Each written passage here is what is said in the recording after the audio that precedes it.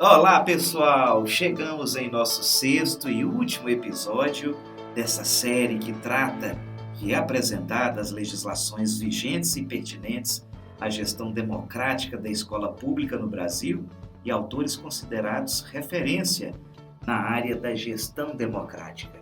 E finalizando, claro, aqui recebendo a nossa convidada, a pesquisadora Maria Ângela, que nesse episódio, nosso sexto episódio, vamos abordar e conhecer sobre o Habermas, que é um filósofo, e agora a nossa pesquisadora discorrerá sobre ele. Olá, pessoal. Olá, Cassiano.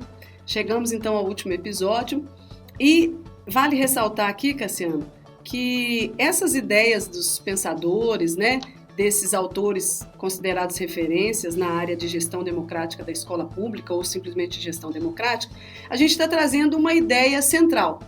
A gente poderia discorrer aqui e fazer um podcast de 2 ou 3 horas falando de cada um deles.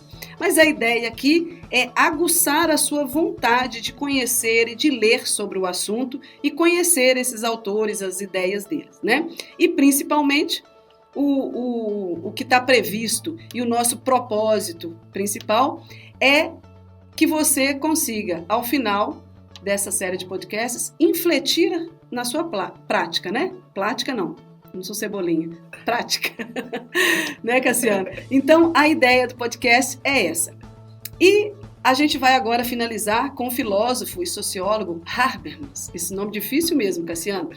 Ele é um sociólogo alemão e ele dedicou a vida dele ao estudo da democracia, especialmente por meio da teoria criada por ele, que é a teoria do agir comunicativo e da política deliberativa na esfera pública. O Habermas, ele queria muito, ele é vivo, viu? Ele está vivo, ele tem 93 anos de idade, o Habermas, continua pesquisador e a tentativa dele é entender como a dominação do homem sobre a natureza converteu-se em dominação do homem sobre o homem.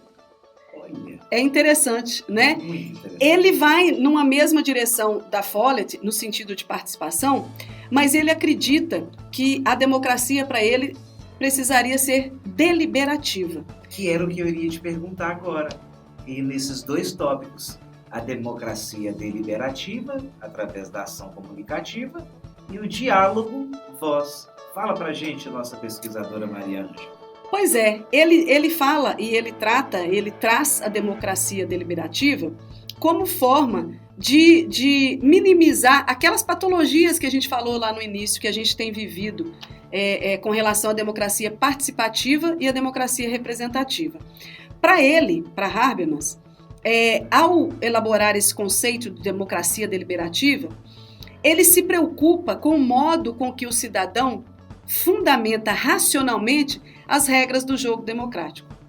Considerando que a democracia representativa é um instrumento que não tem sido suficiente para legitimar a democracia, essa teoria da ação comunicativa, também chamada de teoria do discurso, propõe um procedimento ideal para deliberação e tomada de decisão.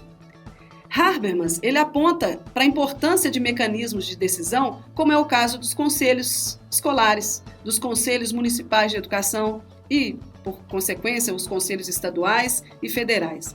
Ele também chama atenção para os colegiados que buscam colocar o poder de decisão no âmbito da escola nas mãos da comunidade escolar, em detrimento do poder burocrático.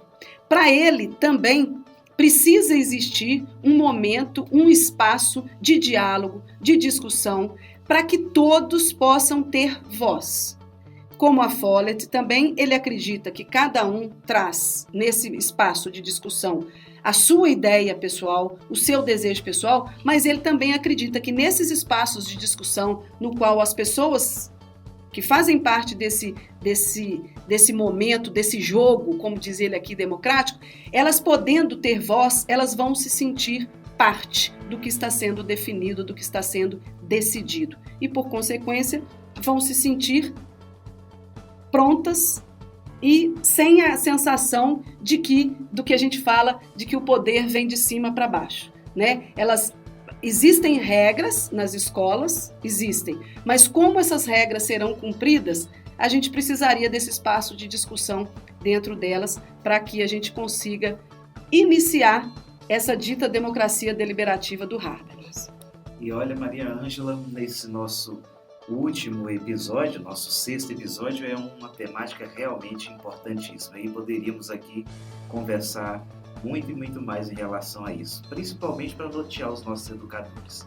Mas eu quero agradecer a você, a nossa pesquisadora, que discorreu tão bem durante os nossos 6 episódios, e lembrando a você que nos acompanha, que nos escuta, que nos vê televisivamente, evidentemente, eu quero agradecer o carinho e a companhia nesses 6 episódios aqui em que nós narramos a gestão democrática da escola pública no Brasil e conhecemos autores considerados referência na área da gestão democrática. Muito obrigado pelo carinho e o prestígio da sua companhia. Aqui Cassiano Aguilar, para o Olá Podcast.